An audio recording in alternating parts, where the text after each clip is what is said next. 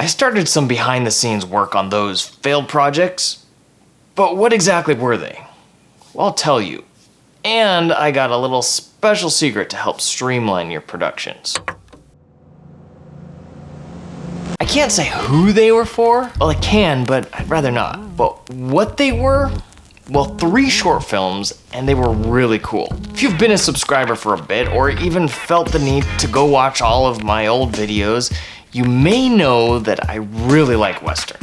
I like them so much that when I'm given any sort of budget, I immediately gravitate towards making one. It is one of the genres that I know well enough, have enough contacts in, and feel I can produce them relatively cheap and at a fairly decent level of production value. So I had 2 Westerns that we were going to produce. One based off of a script I wrote years ago, and the other based off of a video I published right here on this channel. This one, actually. Having no cure for a disease, change your outlook on life. It was gradual at first. Soon, I could feel nothing. But instead of the superhero approach, we went Western. The third was a thriller bringing awareness to the horrors of the sex trafficking world. Keep your eyes out for this project because it is still happening and hopefully on a much bigger scale. One thing that we did do was some quick location scouting. At this stage, most of my work is done solo or with my business partner, who also happens to be my wife. One of the hardest things for me, besides finding the money to make movies, is finding locations. So when we got our concepts approved, we immediately set our dates so that we could meet our project deadline delivery date and began calling locations, seeking a place that would allow us to film at a cost that would fit our budget. Strangely enough, this turned out to be the easiest part of the whole process. Oh, wow. Wallpaper up to do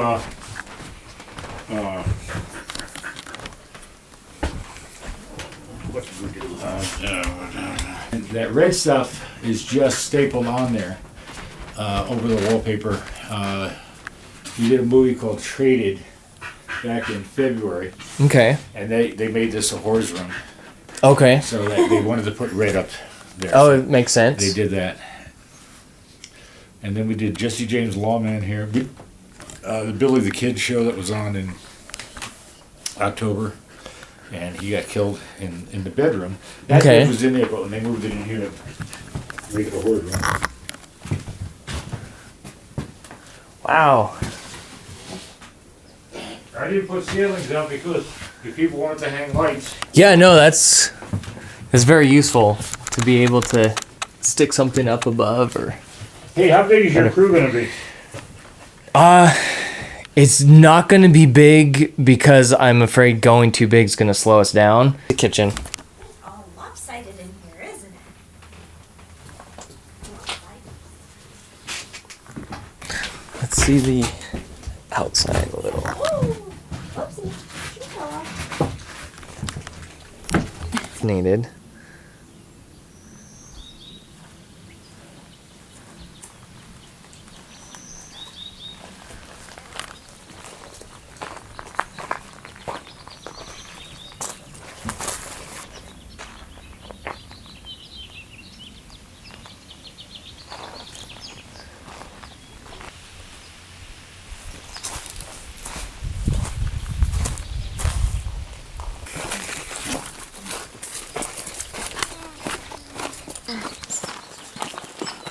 Oh my goodness. What?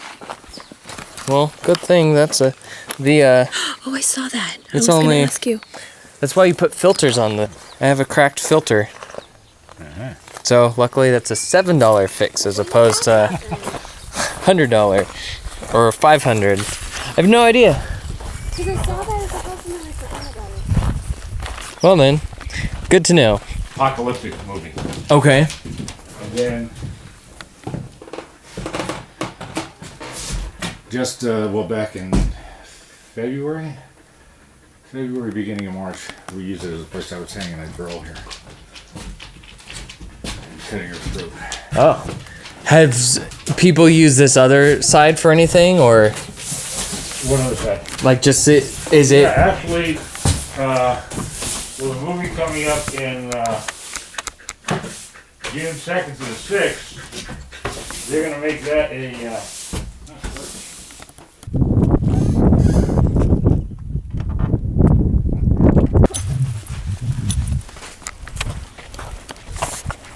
Oh yeah. And I said, yeah, please.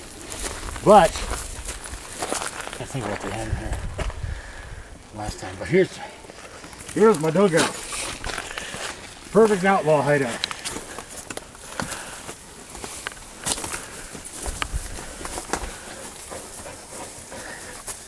This is much different from the first time I saw it. Well, this was all full of It's all. screen doors and Oh yeah, stuff that we have. yeah. And that's a really cool view. Yeah. Everywhere you look is Perfect. the property. Okay. Is that might be better? I don't know. Okay. I honestly can't tell because you're moving all over the place. Oh, it's because we're bouncing. I know that. Sorry for the bouncy. We just finished a location scout for our 2 westerns, and now we know what kind of set we're dealing with. So we can now, with this set we're dealing with, we can now adjust our scripts so that it works. Because when you're working low budget, you sometimes have to see what you've got to work with and make your story work within those parameters. It also forces creativity. Yeah, so we've got 2 weeks to put everything together, and in case you're wondering what this flare is down the center of the screen, I just discovered that my what's it called?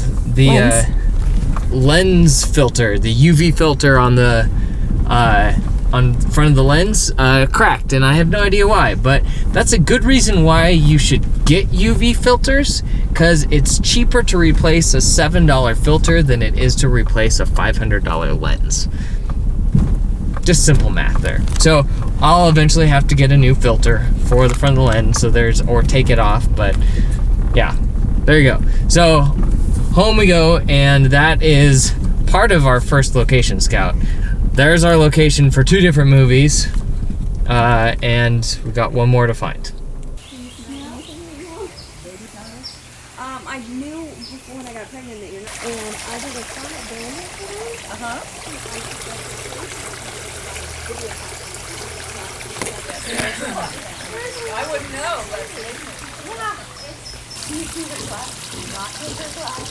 So, why did these projects fail? There's probably endless reasons for this happening, and unfortunately, you will likely run into more situations that turn out to be failures as opposed to successes within your filmmaking career. One reason for us was our cast. We had specific requirements for the required cast of this project. We had to bring in some big names, but our budget didn't really allow us to achieve what we were being asked. Our solution was to focus in and really highlight the uniqueness of our projects to our potential cast members. We had to sell them on the idea to get them interested at such a low rate. This doesn't always work, but when it is your only playing card, you have to play it with confidence. So that is what we did, and almost succeeded, but topic for another day. As you can tell, money definitely helps to make something successful, but finding money is extremely hard. Well, we were able to get donations for our production that included food, crew, wardrobe, set dressing, and more. These are all very helpful, but what about getting more big dollars for your project? I reached out to a number of companies that I thought I could work in product integration. I sought out these companies that would complement our story as well as the project potentially bringing value to their brand. Then I just started emailing and started conversations with multiple brands that were willing to hear what I had to offer. Going into it, my biggest question was, how can someone like me with a small social media presence land big brand sponsorship? Just get creative on how you can provide value. If you are working with others, try connecting with influencers, other companies, or even opportunities for various distribution outlets. If you can provide something that will strengthen a brand, then your chances of closing the deal will be much higher. So I just said as short and concise as possible what we were doing, what the project was in a super catchy way, where it would be going and who would be involved. This might be a little harder for some of you, but if you can prepare a quality pitch deck explaining your vision visually, you will likely get more interest and come across as more professional. So Google pitch deck examples to get an idea of what others are already doing. All in all, the main thing to do when prepping for a production is to just start. Seriously, start. Make deadlines, pick up the phone, get quotes, and send emails. The more you do it, the more connections you will make, the faster you will be able to get things done, and the easier it will become.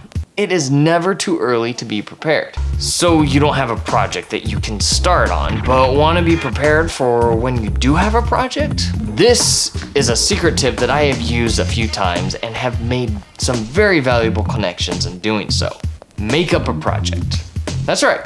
Make up a project and call around town to get quotes, see if people are available on certain dates. But don't book them. Be respectful of their career and just reach out to get rates or even see their reels. Contact vendors to see what is needed. Oftentimes prices listed on their websites are not the entire cost. You also have to deal with insurance, with deposits, credit card fees, etc. You don't even have to have shooting dates. Just say you're getting quotes to present financiers and put together your working budget.